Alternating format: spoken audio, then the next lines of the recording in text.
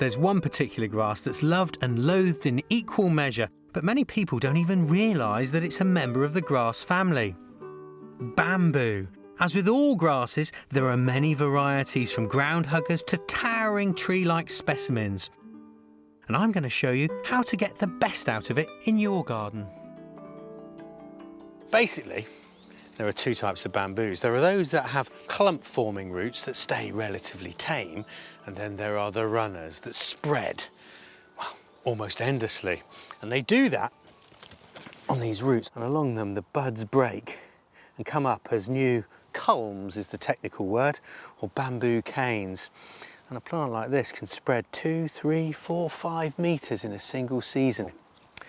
If you're going to have a running bamboo, you need to contain the roots, and you do it with this stuff. Plastic root barrier. Lots of different types of this stuff, but essentially it is a 75 centimetre deep piece of plastic that you bury down into the soil. It doesn't need a base because bamboo doesn't root deeply. Make sure the edges overlap by a couple of feet and take them together so the roots can't get between. Now the bamboo I've got here is a really lovely thing. It's a Phylostachys aurea. What I always do is just set the bamboo a little bit deeper than it was in its pot, just the bottom couple of inches. I find that they tend to like that. Keeps the root ball a bit moist. Add a bit more compost. Because if you feed them, you get just magnificently tall canes, and they come up nice and thick as well. And the final job, once you've given your plant a good water in, is to trim down the plastic. Leave it a few centimetres proud of the soil surface. The roots grow along sideways and then go up and over.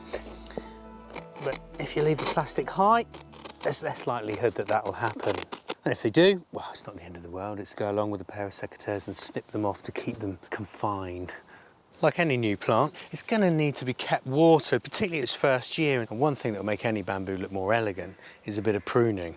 Now, in early spring, before the new shoot starts to grow, trim out any old tired culms as close to the ground as you can possibly go.